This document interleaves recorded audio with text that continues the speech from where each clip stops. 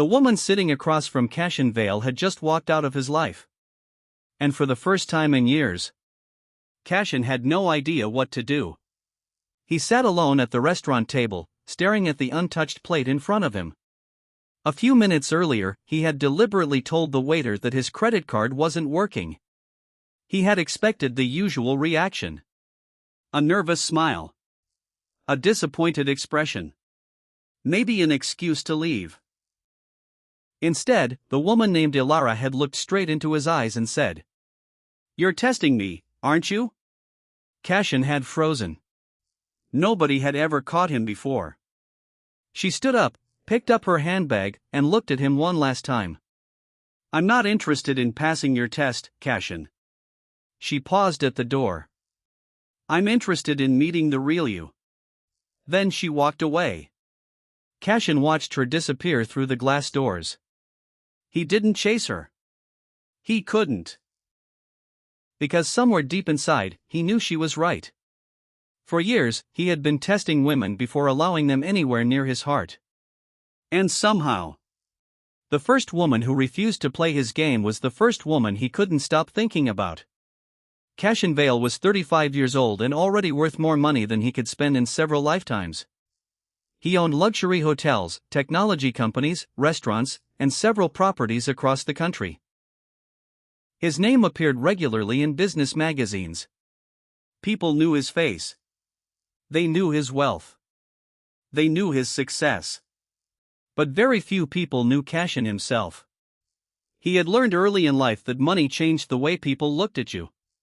When he was 16, his father became seriously ill. Suddenly, relatives who had barely visited for years started appearing at their house. Old friends called every day.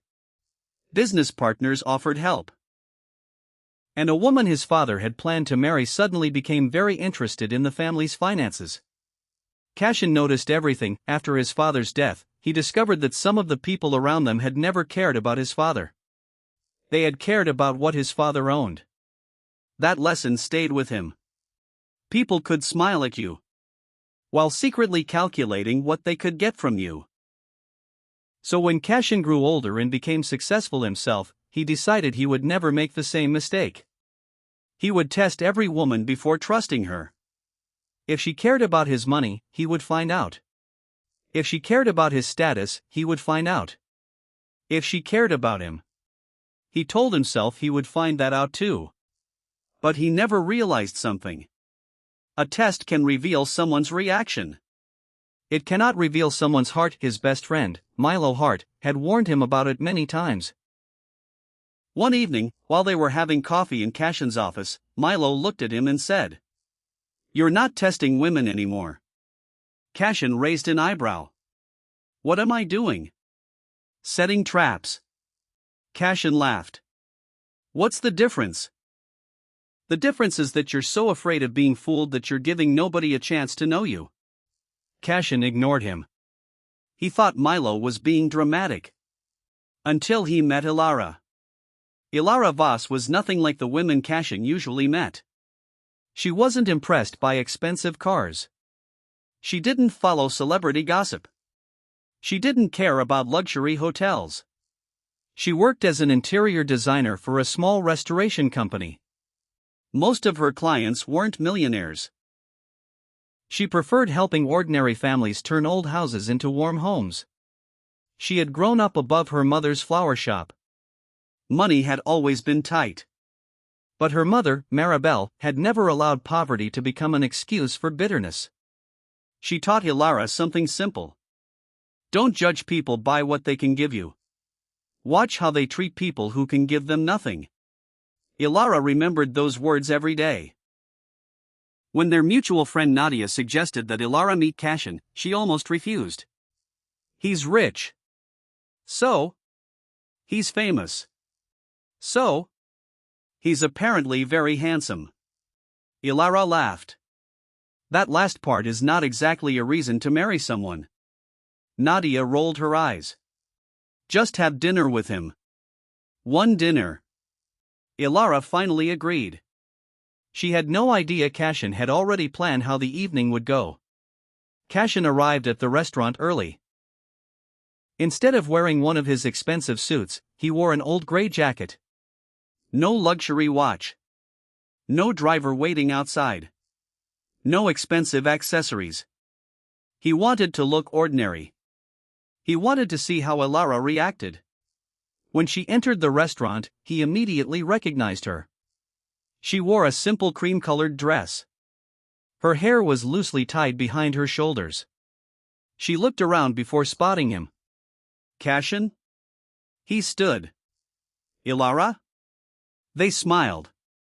Nice to meet you. You too. They sat down. The waiter handed them their menus. Cashin deliberately ordered the cheapest meal. Ilara noticed. But she said nothing. She ordered soup and a small salad. Cashin watched her carefully. Still nothing. No complaint. No disappointment. No questions about why he wasn't ordering something expensive. They started talking. And for the first time that evening, Cashin forgot about his test. Ilara was funny. She listened when he spoke. She talked about her mother's flower shop. She told him about a little house she had recently helped restore for an elderly couple. Cashin found himself genuinely interested. Then he remembered why he was there. He needed to know if she was interested in him. Or his money. So he started the final test. Halfway through dinner, Cashin looked at his phone and frowned. Ilara noticed. Something wrong? My card isn't working. He opened his wallet. I might have to call the bank. Ilara looked at the table. Then at him. How much is the bill? Cashin paused. I'll handle it. I'll handle it. I can pay. No. It's okay. He shook his head. I don't want you to. Ilara studied his face. Then she reached into her handbag and placed enough cash on the table to cover her own meal. I'll pay for mine. Cashin stared at her. You don't want to help me? Ilara looked directly into his eyes. I do. Then why are you leaving me to handle it? Because helping someone and rescuing someone aren't the same thing. Cashin didn't understand. She continued. If your card genuinely isn't working, I'll help. But... She gave him a small smile.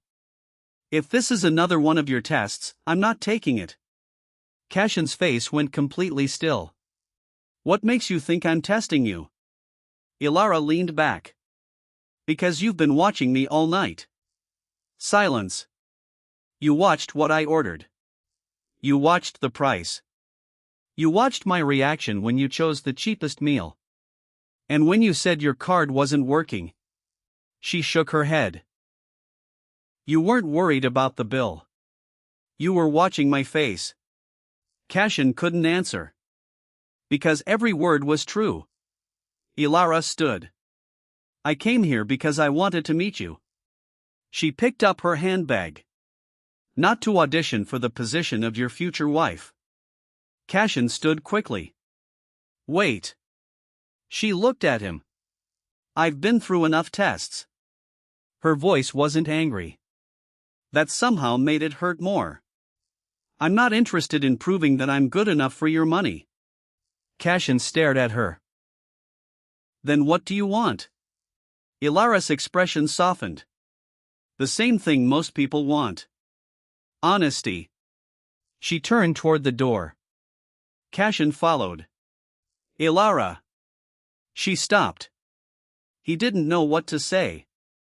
For once, money couldn't fix the situation. He couldn't buy another chance. He couldn't negotiate. He couldn't control her decision. So he finally said the truth. You're right. Ilara looked back. I've been doing this for years. Testing people.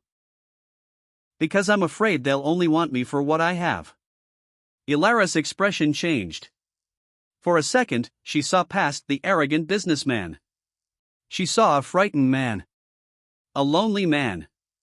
Someone who had spent years building walls and then wondered why nobody could reach him. I understand why you do it, she said softly. But understanding it doesn't mean I have to accept it. Cashin nodded. I know. Ilara opened the door, then looked back one last time. If you ever want to have dinner with me again. She paused. Don't test me. Just sit down. And be yourself. Then she walked away. Cashin stood there until the door closed behind her. That night, Cashin returned to his penthouse alone. The city lights stretched beneath his windows. Normally, he loved the view. Tonight, it felt empty. He opened his desk drawer. Inside were folders containing notes about women he had dated over the past several years. He pulled one out. Names. Observations. Judgments. Asked about my house. Complained about the restaurant. Wanted expensive gifts. Too interested in my business. He stared at the pages. Then something bothered him. Every note described what the women had done. Not once had he written down what he had done to them.